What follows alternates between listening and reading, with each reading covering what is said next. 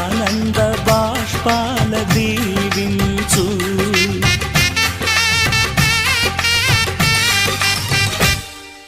తాజాగా మా ఇంట్లో పెళ్లి బాజాలే మోగేను, కొత్త యువరాణి రానుంది ఈ అంతఃపురం ఏలగా.